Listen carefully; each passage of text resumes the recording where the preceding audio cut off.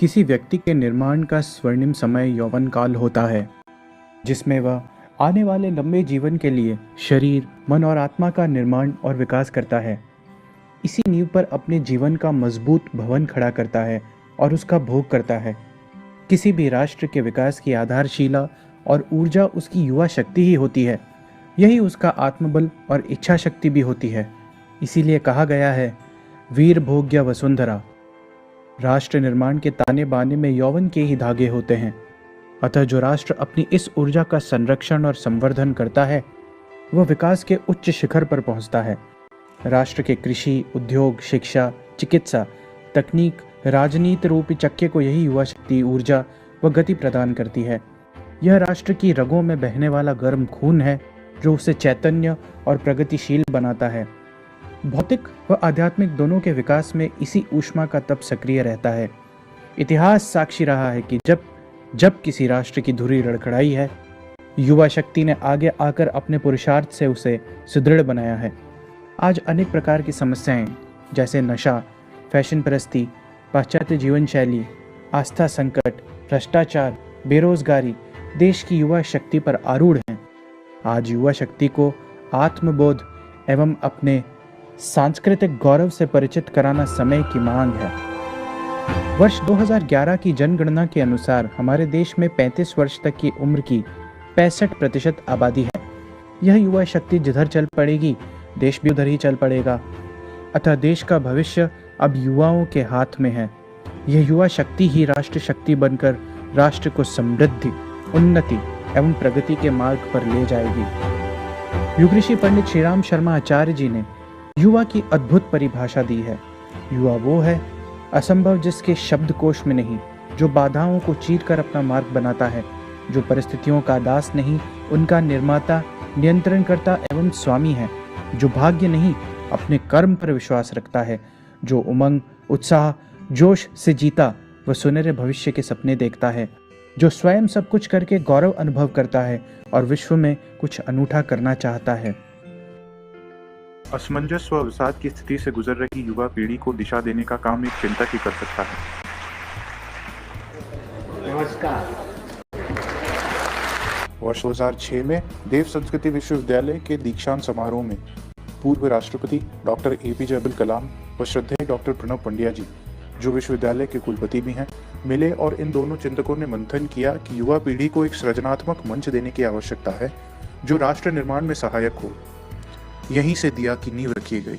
I am indeed delighted to participate in the second convocation of Dev Sanskriti Vishwavidyalaya.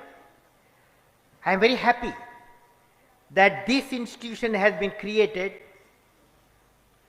with a motto of developing the divine culture, which is of utmost importance to us while we are on the path of transforming India into a prosperous, happy and peaceful society.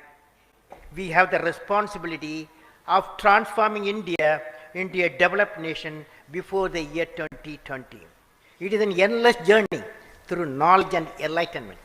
Such a journey opens up new vistas of development or humanism, where there is no scope nor room for pettiness, disharmony, jealousy and hatred or enmity. It transforms a human being into a wholesome whole, a noble soul and an asset to the universe. God bless you.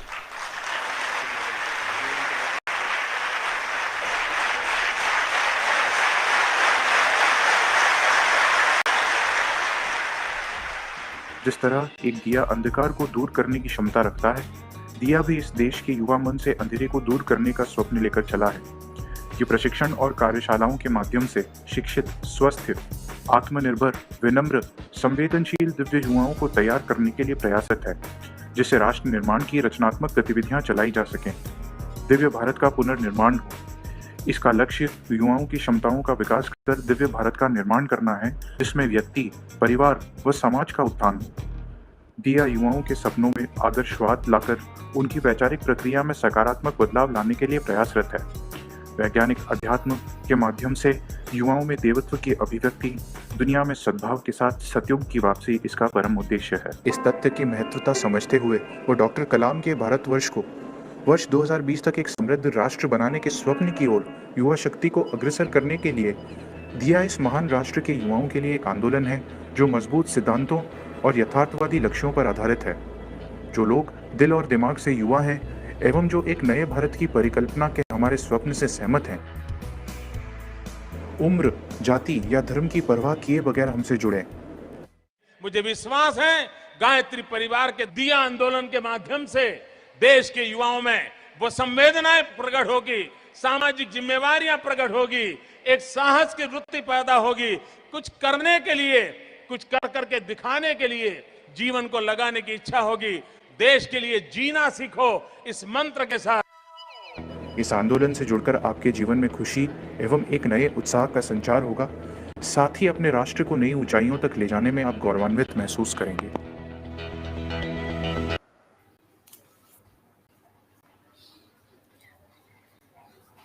सभी को प्रणाम। A very warm welcome to all the viewers and Parisians who are joining us today through various social media platforms like YouTube, Twitter, Instagram, etc. I would like to extend my cordial greetings to our esteemed speaker, Dr. Vilas Tonapi ji, who took us out time from his very busy schedule and are with us to talk on a very crucial topic.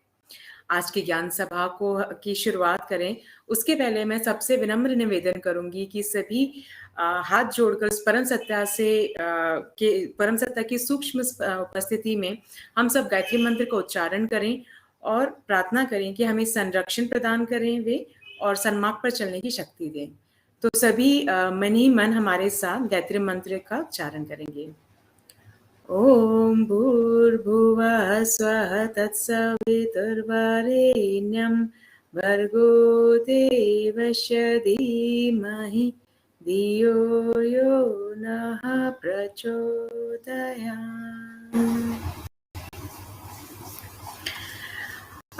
Thank you. I would now quickly like to share a brief description about the platform on which we have joined today, that is the Gyan Sabha series.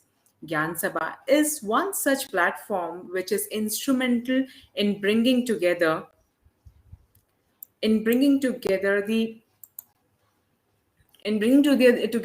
various thought leaders from various fields like science, technology, agriculture, sports, education, etc., who have put forward their inspirational thoughts on various aspects. This is the 74th webinar of Gyan Sabha series, and we have an eminent and very special speaker with us, about whom I'll be talking in a short while. So for now, we all are going through a very tough time during this pandemic, and we have realized that where exactly we are standing in respect to our health. इस समय हमें सच में समझ में आ रहा है कि हमारे स्वास्थ्य का कितना महत्व है. On the name of development, civilization, growth, progress, we have adapted Western culture of short and quick. जल्दी जल्दी जो भी सबसे जल्दी बन सके हमें वो सब चीजें बस जल्दी जल्दी बना लेना है, खा लेना है और बस अपने काम में लग जाना है. And during this, have sidelined the importance of nutritional value, digestibility factor, source of energy, etc. that the food used to give us, right? जो हमारे खाने का जो importance था वो हम कहीं ना कहीं miss out कर गए हैं. अभी बस वो है कि जो चीज अच्छी है, जो taste में अच्छा है, जो जल्दी जल्दी बन सकता है, that is what we are adapting, right? The few generations have been inclined more towards the processed food, junk food, teen food, the food which have less nutritional values, right? Though they taste good, they are easily available, but they are actually missing what the food was made for, right? Due to which our health has declined a lot and we are facing various lifestyle diseases. हम बहुत सारी lifestyle diseases के उसमें हम problem में हैं अभी. Starting from the simple diseases like constipation, allergy, abdominal infection, to the chronic diseases like diabetes, metabolic syndrome, obesity, chronic pulmonary diseases, etc. The food we we are intaking are high in unhealthy trans fatty acids, high in sugar, gluten, high in calories, and low in fiber and the important nutrition, right? So that is why we are actually facing a lot of lifestyle diseases. So with the type of unhealthy food that we are taking, which is easily available, maintaining a good health is a real big task. But we have certain food options which have proved as a savior. So today we would be knowing about some such food grains which could help us to regain and retain our health. That is the millet. And that is the topic for today, millet, the superfood of 21st century. So I would like now to give a very brief introduction about our esteemed speaker, who is Dr. Vilas A. Tonapi ji. So he is the director of Indian Institute of Millet Research and also leading All India Coordinated Research Program on sorghum and small millets. His team has developed 52 varieties in sorghums, finger millets, foxtail millets, kodo millets, barnyard millets, little millets, and proso millets for different commodity groups and various ecologies. Through his dedicated efforts, Government of India announced year 2018 and 19 as the National Year of Millets. Also, government announced to rename the millets as Nutri-cereals. He is instrumental in establishing technology business incubator, shortly called as Nutri-Hub, sponsored by the Department of Science and Technology, India. He contributed 60 peer-reviewed research papers and authored 26 books. He facilitated signing a record number of 77 MOUs for technology transfer and entrepreneurship development. He has received many awards and fellowships for his incredible work in planning, developing, and managing the crop improvement programs and researching in this field. So now it's my pleasure to invite Sir, and so that we can have a lot of knowledge regarding the millets, and we can regain and retain the health which we have been in a declining stage. So very warm welcome, Sir. So please.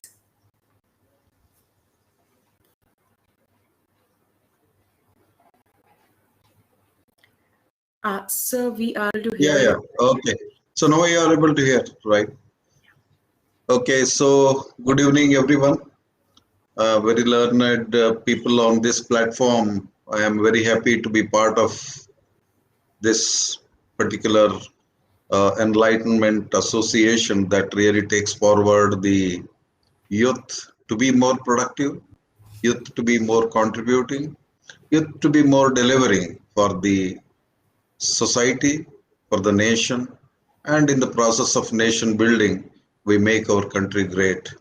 I thank you very much for the opportunity, and I am going to speak today on alternate staples which you need to have in order to have a better health, better answer for your lifestyle diseases. And the issue is just to diversify the food plate. When you diversify your food plate, probably you diversify the agriculture, which has become monocropping systems today, which really has really eroded the soil health, the quality of the natural resources, and of course the kind of output that we are getting in. Probably we need to be looking at a system which provides us better nutrition. So I am straight away going to my presentation, which the speakers have asked me to look at millets. I am sharing my slides.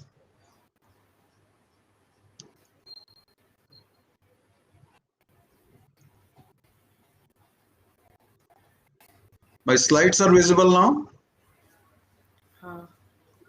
Okay. So the topic today is the millets, the smart foods.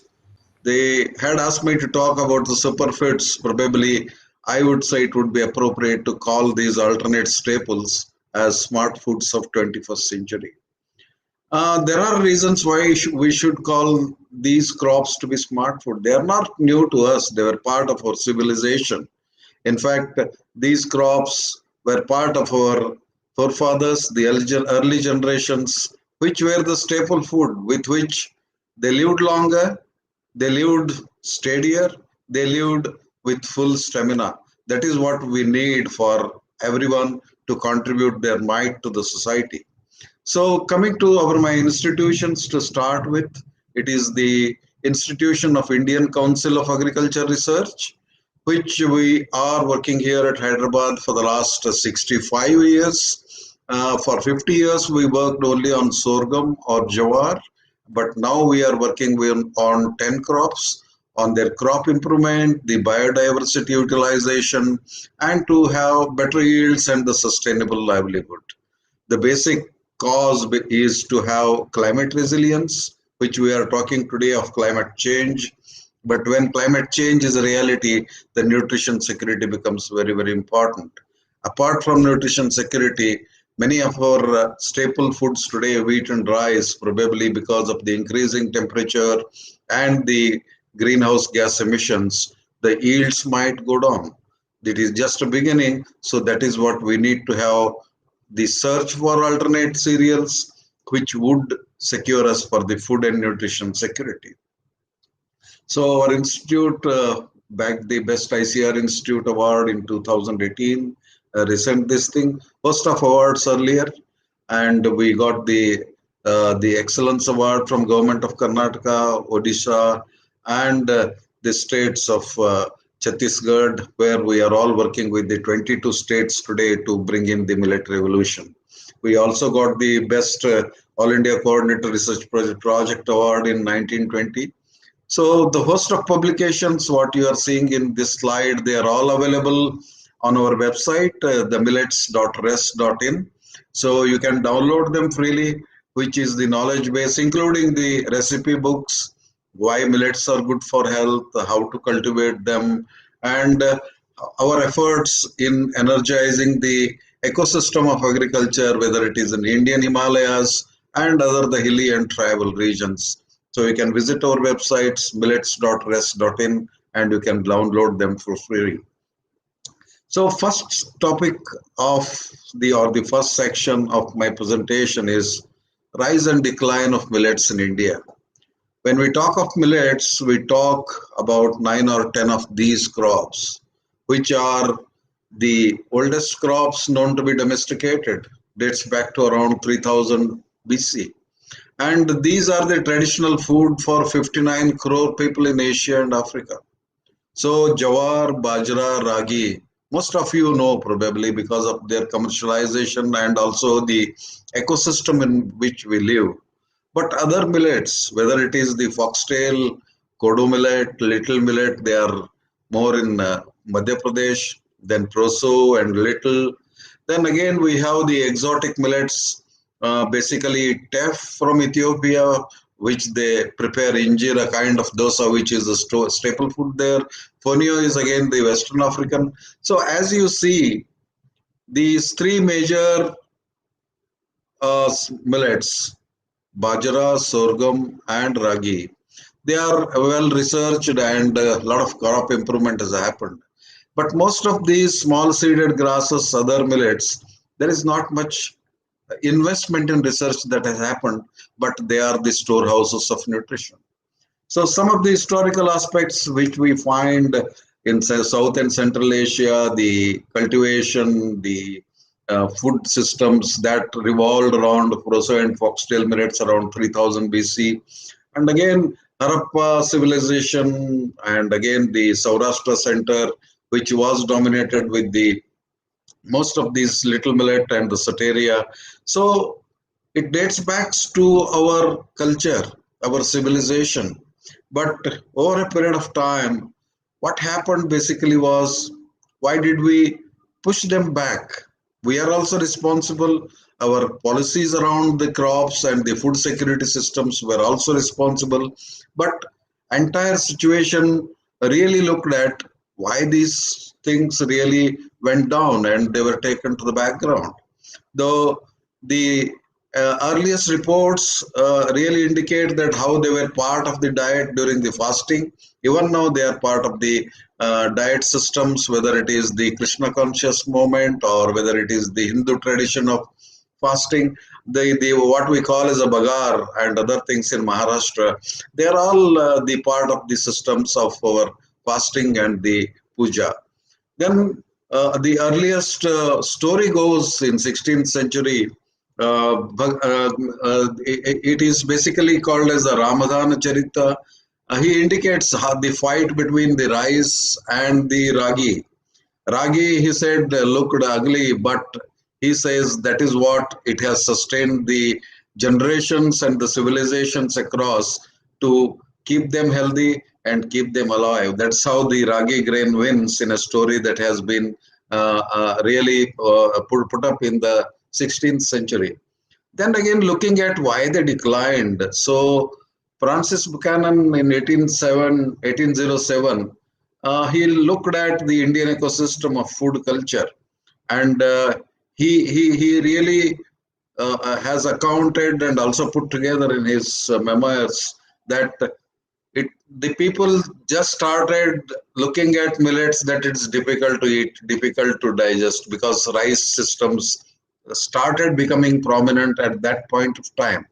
And again, the recent efforts, the last century in India, even if we see, there is a poor policy support for these crops.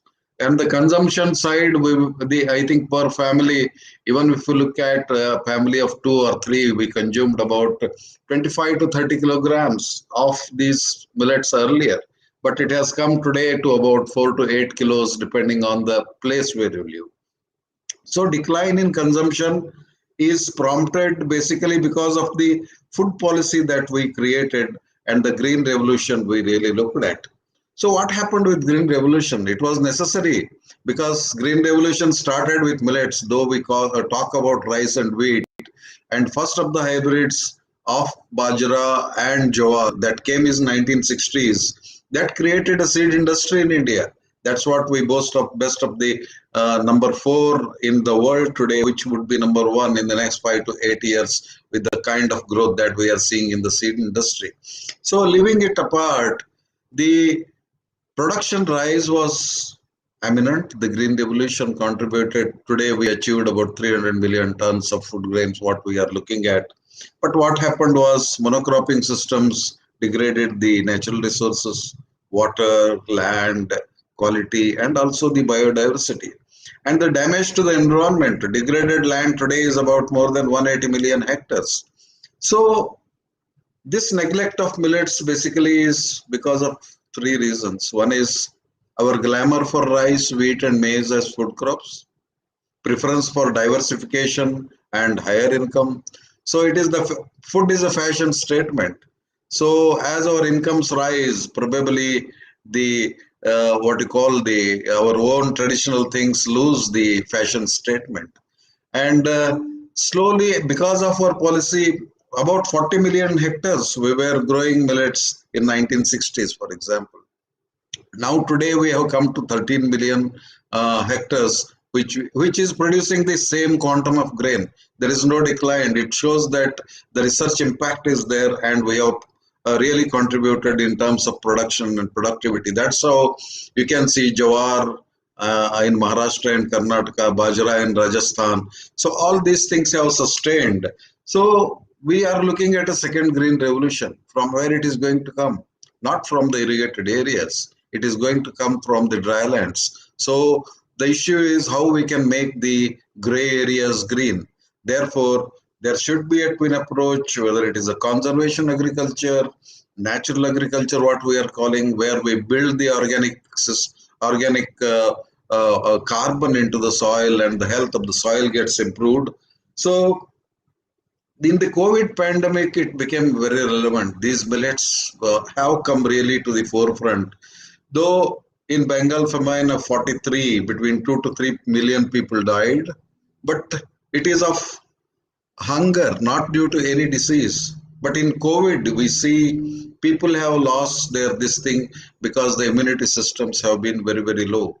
So in this particular aspect, we need to look at the UN Food Systems Summit, which says decade of action for safe, accessible, sustainable, and equitable systems. So I'm coming back now basically to the millets, why we need to have them in our food plate. We should remember fiber is the backbone of everybody's survival, and everyday living becomes easier if we have more fiber in our diet. And gluten is the one thing which a lot of children, 2% of them have a gluten allergy. And the old people, as we age, probably we can't digest the gluten. Then the low fat, no cholesterol. So these are the things we all know. That's how we have moved towards the supplements and the tablets and the pills. Everybody really pops up today. So how we can make our life healthier? How we can make the millets mighty is one aspect. Our Indian Institute of Millets Research, along with Government of India, is working today with the United Nations Food and Agricultural Organization and World Food Program. So some historical aspects of this. So India produces about 170 lakh tons, which is the total what you call the contribution that we are making is to the tune of about 80%, and global average is to the tune of 12 to 29 kg per hectare in terms of productivity, and our productivity is 1239 kg. So we are not staying back. In terms of our contribution, many of the millets we stand number one. We only grow them. And in other crops, whether it is the sorghum or the proso millet. So if we say today that we are the global leaders in millet production, the aspect is why can not we become the export hub, because there is so much demand for gluten-free grains, and that's where we look at the major contribution in this particular bar diagram. That's how we stand to be a leader in the world in terms of millet production. This is what is the millet cultivation diversity map in India. Every state grows it, and it is eaten in pockets where people having the traditional link to their roots have made these particular crops to be part of their diet. But the urban ecosystem and the rural ecosystem, we need to have it. When we brought rice and wheat into the country, the green revolution, you know, it was very difficult even for the government with a lot of grains in their buffer stock to teach people how to eat wheat, how to eat rice, how to cook them. Even there were training programs in South, how the chapatis are to be made of wheat. So the forgotten grains, again, when we are talking to bring them back in our diet, I think we need to be looking at how to cook with millets. And maybe on this platform, there may be chefs, there may be nutritionists, but there may be dietitians and doctors. We need to really look at how to tell people that bring back these grains and this is the way we cook. And this is how our landscape looks like. Our major millets are jawar, about 40%, bajra 48%, ragi is 7%, remaining all are small millets. These are the crops, small millets. We need to promote them because they are the real what you call the potential storehouses. This is what our scenario looks like. Before Green Revolution, if we look at almost 40 million hectares, we have come down to about 13 million hectares here. Production is commensurate with the area decline, but the productivity, if you see, it has reached by about almost 2.5 times the productivity increase we have achieved. In 70s, we were contributing 20% to the total food basket, but now it is 6%. Doesn't matter, as long as we are meeting the demand with the research contribution that has happened, I think we have achieved our targets. These are the certain scenarios which I am not going to detail: pearl millet, sorghum, finger millet, then the small millets all put together. The story is similar: loss of area, production in commensuration with the area that we have today, but productivities have gone up. That's how we are really looking at the scenario, how we can enhance the production and productivity. In the last 2 years, we have stabilized the area. We have made available the better quality seeds with the policies that have come around the dryland agriculture, and the yield increase has contributed to sustain the demand and supply scenario. But today, if we see in the last 2 years, the demand has increased by 168%, and the supply is negatively skewed by 40%. So that's how we need to increase the supply side.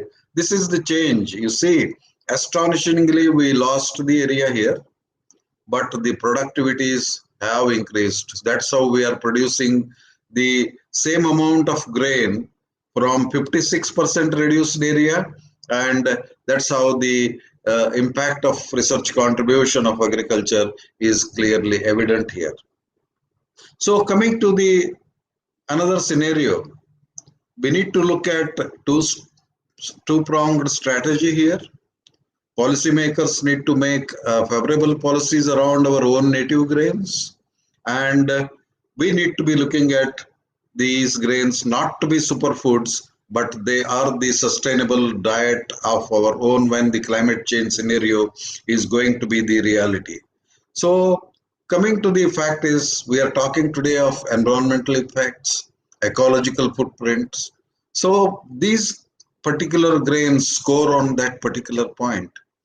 And to feed the increasing population, the dryland area, 48% today, what I talked about, need to be supporting about 2.5 billion people. About 16% of the population lives in chronic poverty. So when the climate change is going to be a reality, we need to be looking at what crops will give you a better ecological footprint, whether it is the crops that will balance your supply and demand when the wheat and rice are going to be declining if the carbon dioxide, green gas emissions and the higher temperature are going to be a real reality in the years to come. Then in this particular situation, we need to be looking at these crops. So the biologists and as a botany students, we must have be knowing there are C4 plants having higher efficiency in absorbing this carbon dioxide. And that's how all these millets score a point there, that they become the climate smart crops.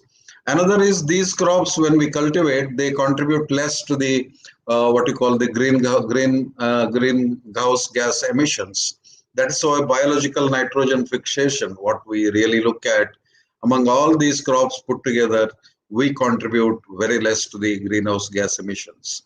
And the millets, forage, high biomass, high lignin crops, varieties and hybrids, what we have today, for the first generation biofuel, the production and the production cost of per liter of ethanol, the first generation from the sweet sorghum juice, is much lower than the sugarcane and maize. This way, when we calculate in terms of the water requirement, we use 4,000 cubic meter of this one, that but sugarcane and maize almost about 8 times as that of the sweet sorghum in sugarcane, in maize by twice this one. So that the calculations stand in favor of these crops. When the heat really increases, the temperatures increase, then the yield of the C3 crops, rice and wheat, are going to be declining. Therefore, we need to be looking at hardy and suitable dryland crops, and that's why these millets play an important role. So most of these crops, the scientific data shows they do well in drought, in alkalinity, in salinity, waterlogging situations. Each one of them has their own traits and also complete their life cycle in short period. That's how we need to be looking at how we can really have a food secure system if the climate change is going to be there. Therefore, 17 to 40% decline of wheat and rice, if we are expecting, we need to be having crops that would fill in this gap to have a buffer food security system. And even the climate change is going to reduce the nutrition dense scenario. In rice, wheat, as we see, as the carbon dioxide levels increase, the nutrition levels also go down. But in sorghum, it's not the case. It has remained stable, and it is the latest study what is going on in our climate resilience programs. And That's how they stand in a better way. And again, these crops are more environment friendly in terms of usage of the what you call the inputs. They give with the less inputs more yield. Then again, carbon dioxide emission, what we can say, these crops emit less. So that's how they are environment friendly crops. And I think we need to be having policies around that. Therefore, to address the nutrition, food, fodder, then the biofuel, then the alcohol, even the grain alcohol, for example. So we need to be looking at a situation. Why should we say the millets are good for planet? On two counts. One is these are the crops that have survived the generations, civilizations. They are connected to our roots. In climate change scenario, they are the best options. So in terms of health benefits, what they provide to us. So the point number 2 where the score is, in the food pyramid, what we look at, the whole meal, the cereals, these are the things what we look at. This is the broader foundation. The whole meal cereals should have complex carbohydrates. Both wheat and rice have the carbohydrates, they are loosely bound. That's how when we eat them, your sugar level shoots up.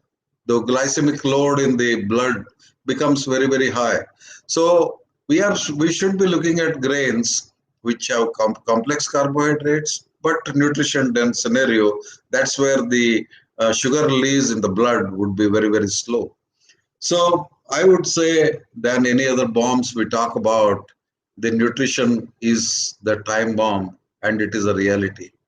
And if we look at the total global scenario, whether it is urban and rural population, it is the story is same. And if the story is same, what is the answer we have? Is popping up the pill is an answer, or taking supplements is the answer, or food as a medicine is an answer? I think third option probably is good for us. We need to be looking at nutrition dense scenario. Look at this particular chart, whether it is the urban population or rural population across the globe, including India.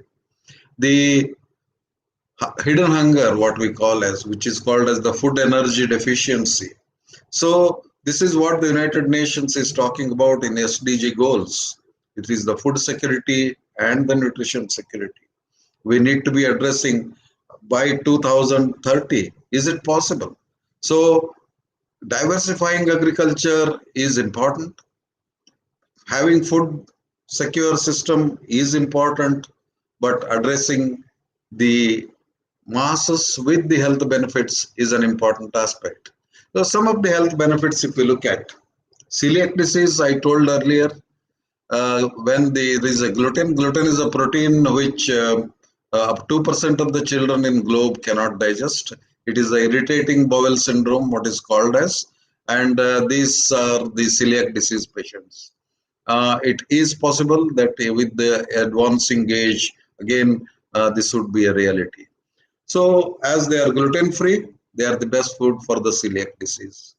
Then anti-diabetic properties, as I said, the complex carbohydrates, which lower the blood glucose response and the glycosylated hemoglobin and rendering the low glycemic index, helps in reducing the risk of diabetes mellitus. Then the reduction in oxidative stress. You see, free radicals we are talking about. So the ability of these millets to remove the stress, basically because of the phenolic compounds they contain, it reduces the oxidative stress. Then the anti-cancer properties have been well documented in some of the millets. The cancer cell line and inhibiting DNA damage and inducing the production of phase 2 detoxifying enzymes is some of the issues. They are really promoting a good food as an anti-cancer properties. Then anti-hypertensive, because these are the lifestyle diseases which we created in eating the fine cereals, and we even lost the art of chewing and biting the food. When we were children, we were told you should bite and chew 23 times before you swallow it. That's where the taste and the digestion, almost 70% would happen in your mouth before it enters your gut and the intestine later. So that's how the total systems need to change, and probably Divya, the foundation, has a greater role here to take forward these millets, spreading awareness and diversifying the food plate of all to have the better benefits with the millets to everybody. Then coming to obesity, and we have made a study in a metadata. In fact, we eat almost 40% more than what is required for the body because fine cereals lack the fiber.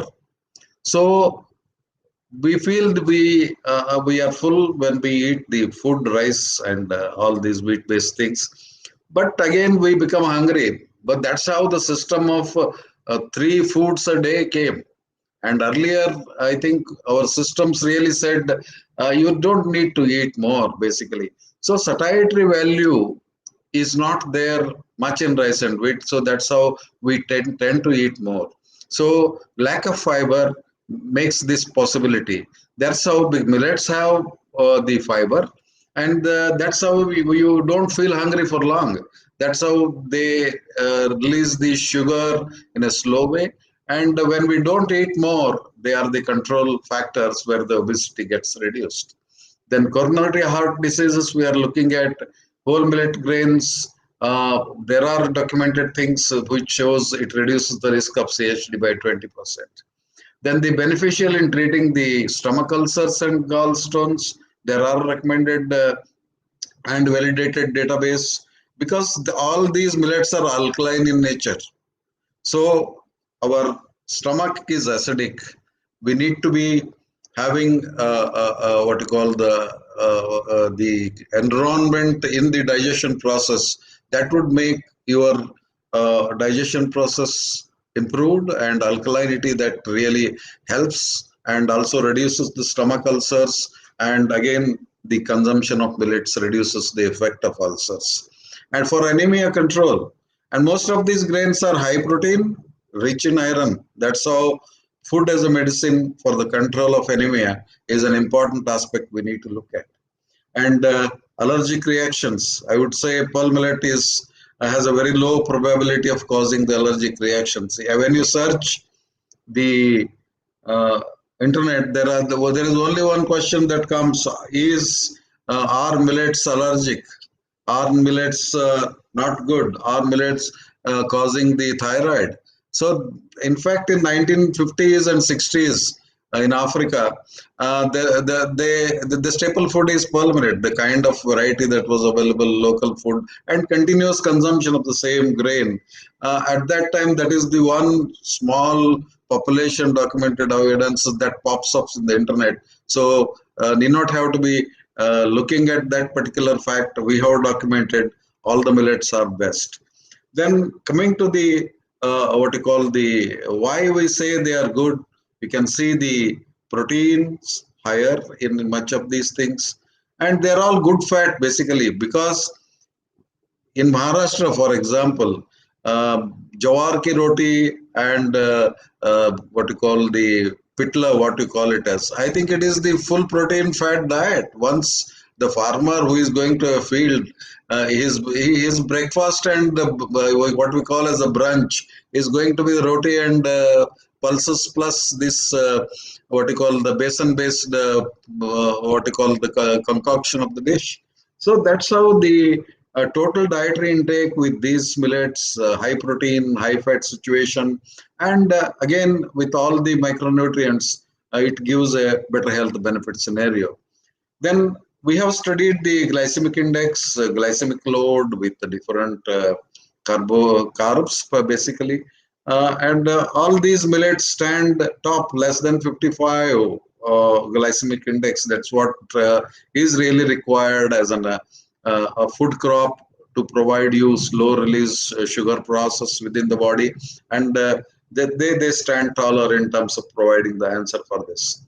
Then gluten-free in nature, the intolerance to gluten, protein in wheat, oats, and rye and barley. So that's how these are all millets are gluten-free. I think they are really good for the celiac patients.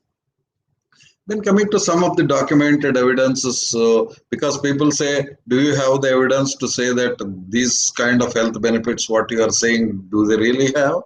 So the issue is the documented evidence are plenty. I'm just trying to just put together a few of them. Foxtail millet, the Kangani or Nachni and all these things put together. The complex carbohydrates controlling the blood sugar and cholesterol. Then our age-old therapy at home, even when we were children, I think there were no Cerelac or whatever what we feed to the what we call the infants, and the kind of homemade porridge, basically the sprouting of these grains, dry them back, make a powder, then just put it in milk or water, boil them and feed them. This is what was the Cerelac at that point of time, and we slowly forgot, and all the ready-made things come. So sprouting increases the bioavailability, accessibility of iron, manganese, calcium. That's what is required for the body, both of the growth of bone, anemia, and zinc, which they have become the base of this particular health providing scenario. Then epidemiological studies that have been documented, esophageal cancer and all these things, they're all available. You can look at, I can send these presentations and look at those research data. Then the millet consumptions decreases triglycerides and C-reactive proteins. And the groups have really studied the different millets, the foxtail millet groups, and it was concluded that they are useful in preventing cardiovascular diseases. So let us not look at these grains as answers for getting rid of everything, because it is a lifestyle you are talking about. In your lifestyle, food plays an important role. So when good food is there, good thought, good contribution, and the total enablement of the society happens. That is where we need to look at our own grains as alternate staples to be part of diversifying the diet. And a lot of antioxidant activities because of the polyphenols what we have, and we have a great depth of data available. Even we looked at in what form we should eat. I am just quoting one example of jawar. Should we eat as a upma or a dalia or a flake or a pasta or a biscuit in terms of modern food? So in all the cases, our study indicated that the glycemic index is very, very low. And flakes for the breakfast cereals, even in the form of biscuits, and including the glycemic load, what we really look at, it has given a real scenario that in any form you eat it, they are really good. Then iron bioavailability of cereals and millets, ragi-based diets, wheat-based diets, and rice-based diets, both in male and female population. It has really indicated that the functional benefits of iron and zinc, biofortified pearl millets, it gives you good control of anemia, and that's how we need to be going for this. So what is the way forward? Because there are many documented evidences, because time is a limiting, guys, so I thought few of them I can quote here. So we are working with the government now. 2023 is going to be International Year of Millet. India's proposal to celebrate Millets International Year has been accepted by United Nations General Assembly. And yesterday and day for yesterday, we had a major program to kickstart the events of awareness creation. The program we had at Hyderabad, where Union Agriculture Minister Narendra Tomar and Secretary Agriculture, Secretary ICR, and many of the people were there. The policies, the blueprint of how to promote millets, how to bring them back in the diet of everybody was discussed, and the blueprint has been made ready. And this is what the 7 themes and the 7 focus points we are looking at. Because 40% negatively skewed we are in terms of the supply scenario, so there is a need to enhance production and productivity. Telling people about nutrition and health benefits. It's not only the government or the institution, it is the organization like Divya has a very great role, because when good lifestyle we are talking about, when we are talking about a youth, I think we need to talk about food richness of nutrition and the millet health benefits. And that's how we feel that changing the children's food habits should be the key, because a child, if it wants to eat this food, it can change the family. If families are changed, the society gets changed. The society changes, then the national food dietary system changes. That's how we create a healthy ecosystem and a healthy nation.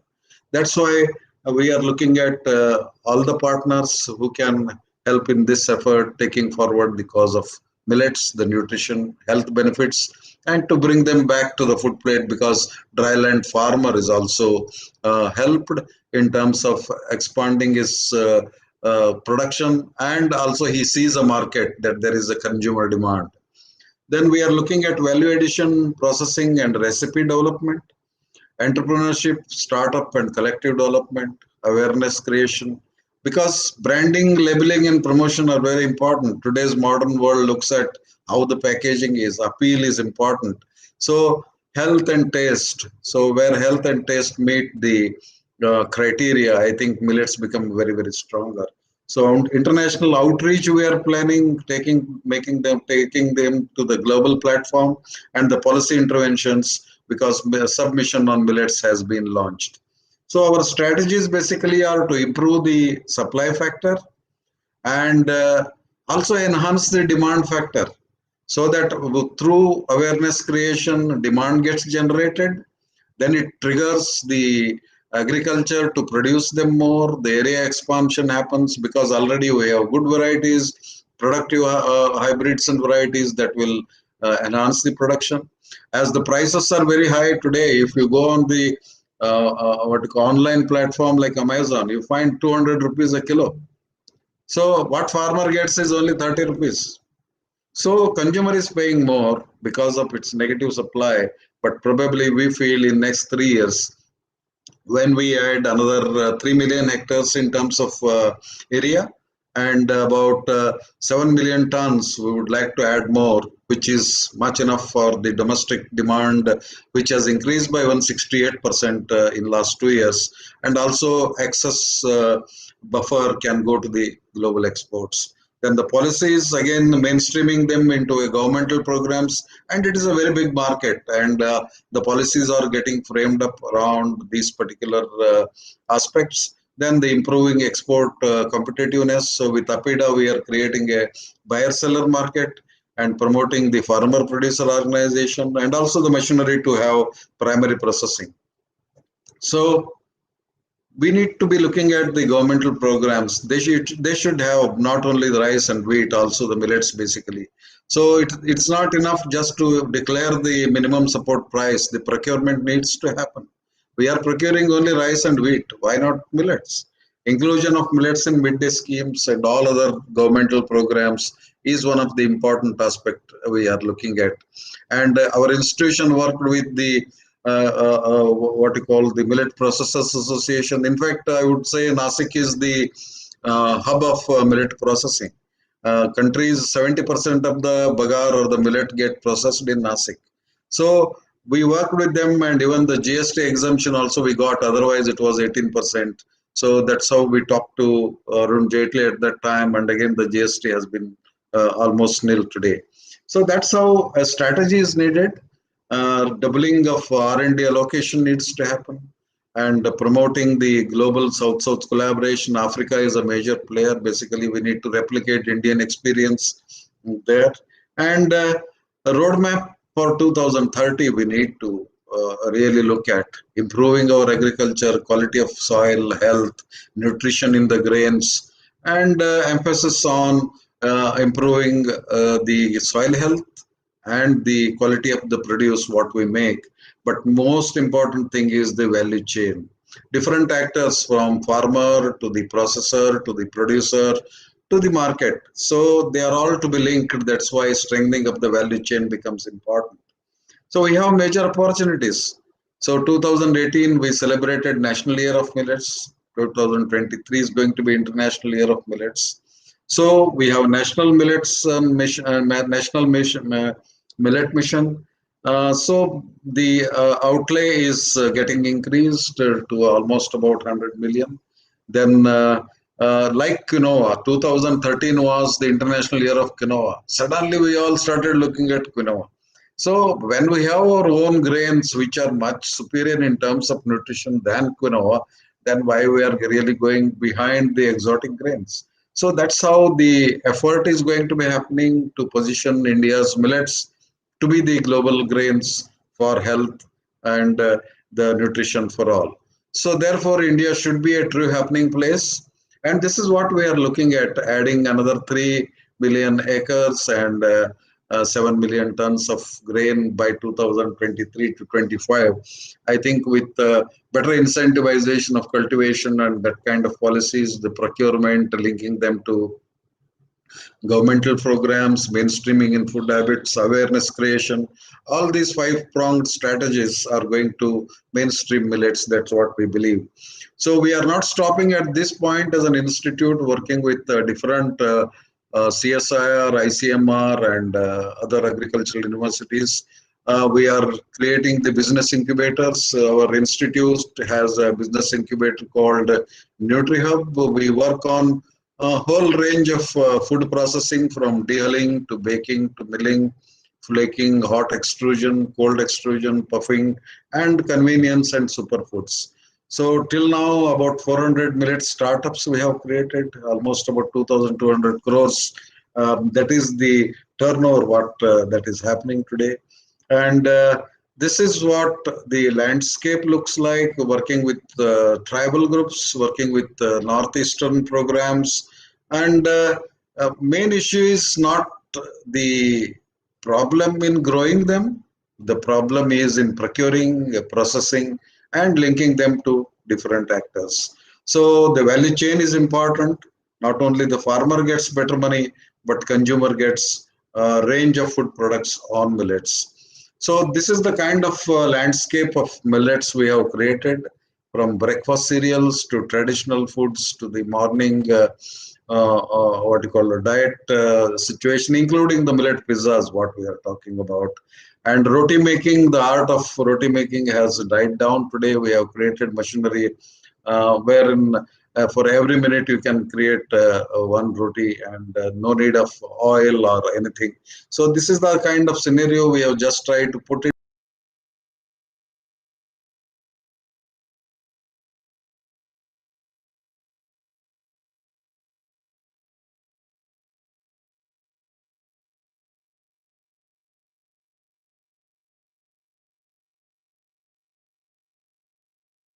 Machineries we have fine-tuned pure millet biscuits, no wheat, no gluten, including vermicelli and noodles. So everything has been standardized, and 67 plus products we have licensed to the entrepreneurs. So some of the examples I am showing that we are going today to the convenience foods.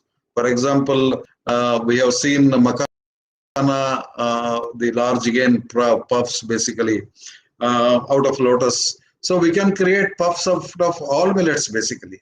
And the technology has been fine-tuned and passed on to the entrepreneurs. Then the range of traditional foods and up to the modern foods like pasta, we have created out of all the millets, whether it is a ragi, whether it is jawar, whether it is bajra. And each one of them, after processing, also have their better protein, calcium, iron, and magnesium. And pops, we are looking at only what we know is the corn, and we can create 7 pops basically out of all the millets put together. We have varieties developed out of agricultural research.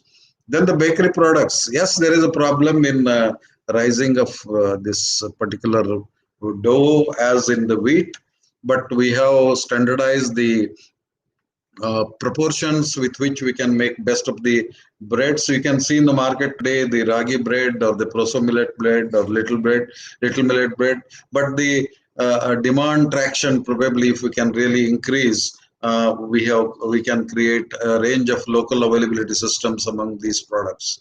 So that's how we are standardizing scientifically the what kind of grains texture is important, whether it is for bakery or flakes. What we know flakes basically is only corn flake. In breakfast cereal, I have flakes today of all the millets. You can see from proso millet to kodo millet. So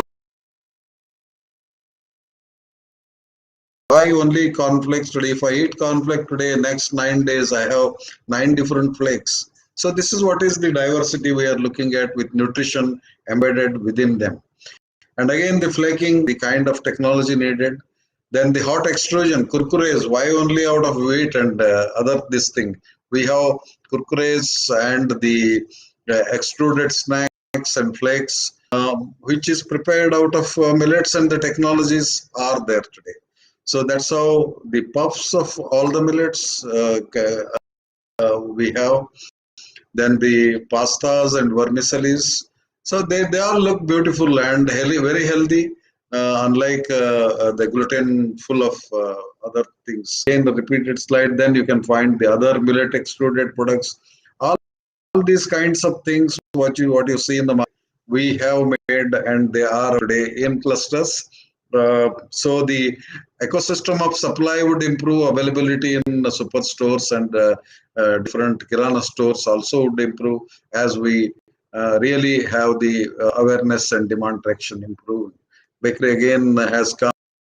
Then traditional foods, whether it is idli, dosa, or any sweet you can wear. Just replace rice, add these millets, process is same. So you may find difficulty in terms of eating them at first because they have fiber.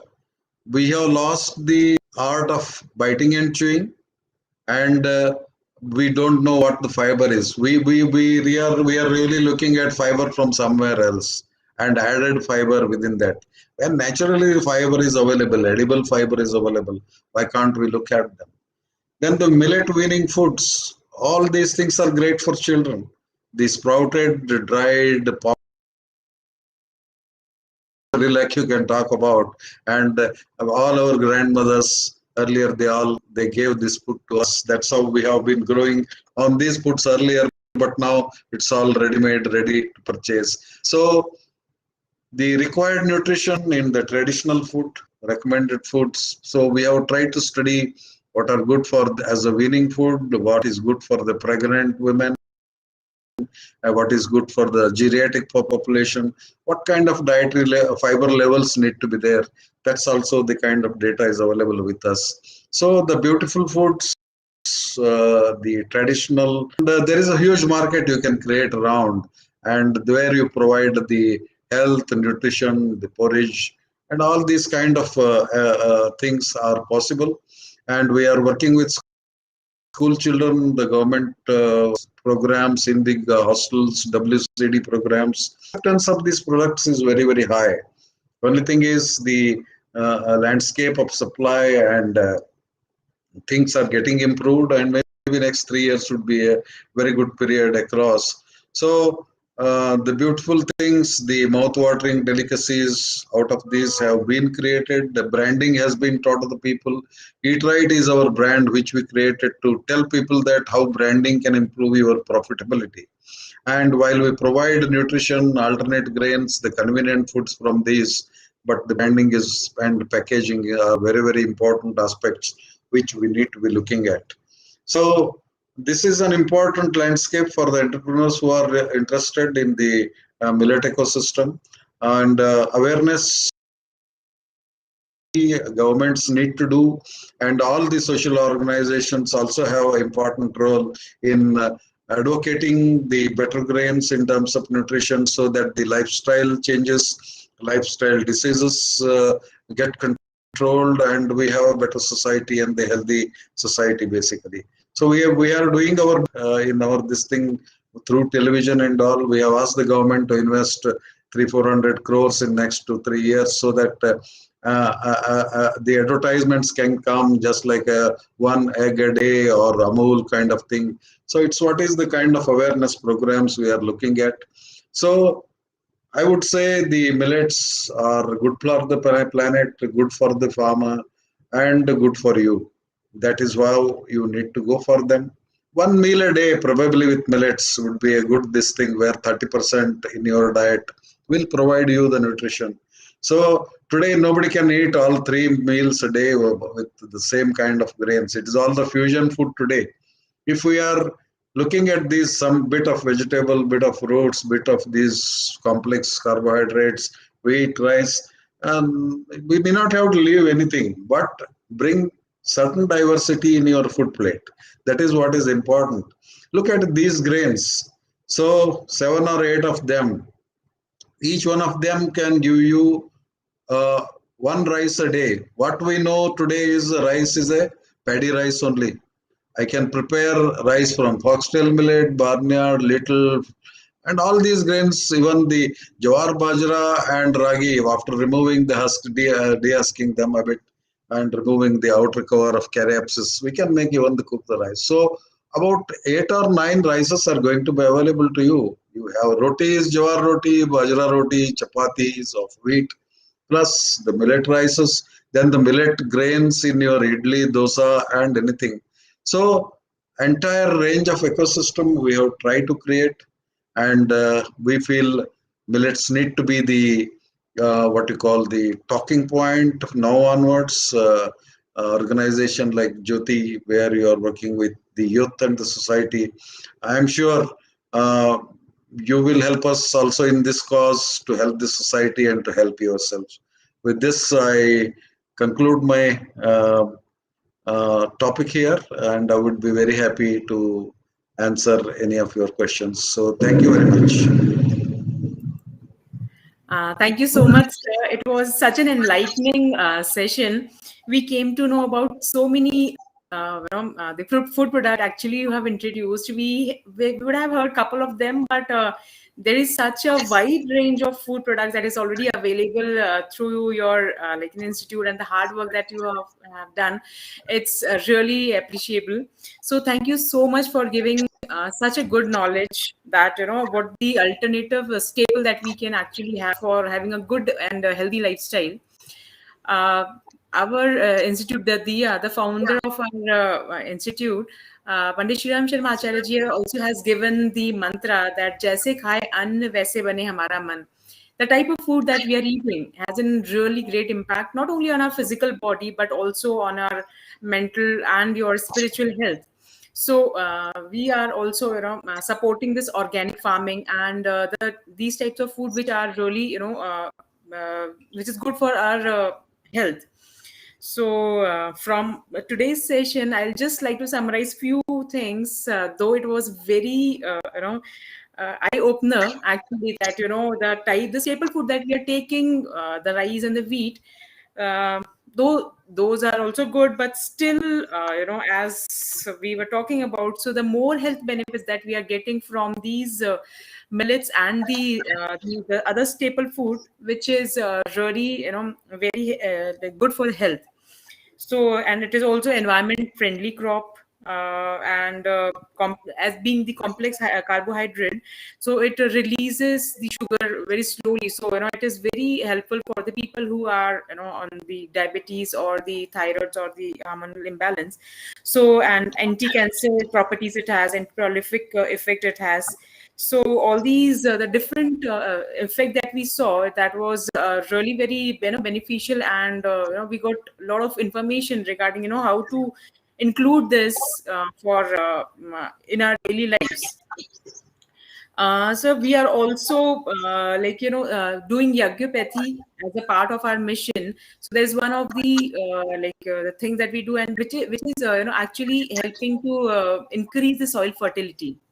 So that is Gayatri Parivar and Dia is doing on a large scale, which is really helping the to increase the soil fertility.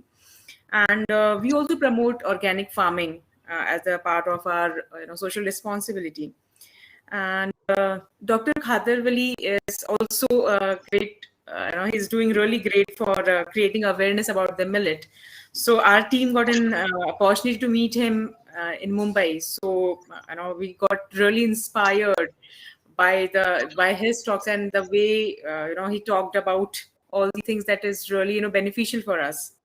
So thank you so much for such an inspirational talk, and we would like to invite you for to DSVV and the at Shantikunj, our headquarter at Shantikunj. As this year we are celebrating the 50th year of our establishment, the Golden Jubilee celebration.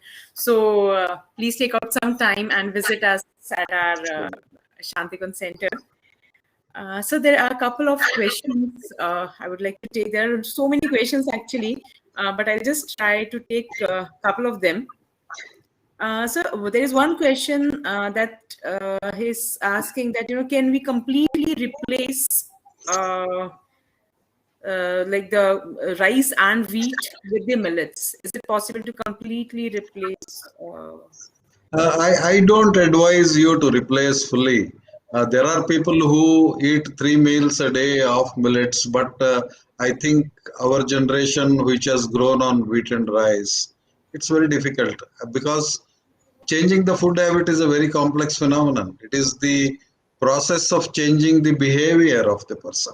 So acceptance, the taste, the kind of perception we have around the grains and the food is the slow process of change. So I would advise to start with 100 grams of millets every day, every person, or 1 meal a day to start with. And then slowly, as you find more acceptance by yourself in terms of changing your perception, you can increase the component. So we have worked with the people in changing the dietary aspects, and these are the issues. So because we are not accustomed to eating high dietary fiber and fiber-rich foods, though there is a fashion statement, we buy the fiber-added biscuits, this, that. When these grains are all there, I think we need to be going on this particular thing with 100 to 150 grams per day per person. 1 meal a day would be best to start with, and slowly you can increase as you accept them personally to be very good for you. And so that is what I would like to say. So the next question is, the life of unpolished millets is very less. So how can we enhance the same? Yeah, we are working on this, and we have results today working with also the Food Corporation, because we are trying to put them in PDS also. So I would say today's technology of packaging with different vacuum packaging, all the vacuum packaging will keep them for 6 months, what is available today. And second is at household level, at this point of time, you can, because we don't buy in bulk, like earlier days we used to buy in quintals and keep at home, but it is not the same. So millets basically are what you call the small millets we are talking about, shelf life, for example. When we dehull them, they are like rice. When we remove the outer chilka, so it would be about 1.5 months, then they become rancid. So this rancidity issue has been solved, and their storage in the what you call the airtight containers would keep them for at least 3 months. We have increased with the packaging technology, at least for 6 months you can keep them. And again, they are pest-free and non-deteriorating situation. So we are working with Food Corporation of India for bulk storage aspect, wherein the scheme of heat treatment and the irradiation, basically to get rid of any possible insect and pathogen development, has been worked with. And I think this year we will have a technology which would be promoting the bulk storage for a longer period of time. So there are technologies available, sir, and I think we will have better answers in next 2-3 months with our results, what is coming out very soon. Sir, is there any government in nearby future to sell millets through public distribution systems like ration shops or? Yeah, so that's what I said in my one of the slide. Declaring MSP is not important. It is important to procure them. So government policy today is what you call the not the national procurement like rice and wheat. They have given the authority to the states to procure at their own regional level and the regional cluster, because millets are not there everywhere. If jowar is important to Maharashtra and Karnataka, the small millets are important to southern state. Ragi is to Karnataka, again Uttarakhand, and all these things like kodo and kutki for Madhya Pradesh and Chhattisgarh. So each state can have its policy, procure them. Government would be giving them the support to give it in PDS and reimbursing the subsidy component of it, like rice and wheat. So that is what is the policy that has been made. Okay, sir. Because actually, as states are procuring as per their demands, so when it's coming actually to the local market, the price goes on a very higher side actually.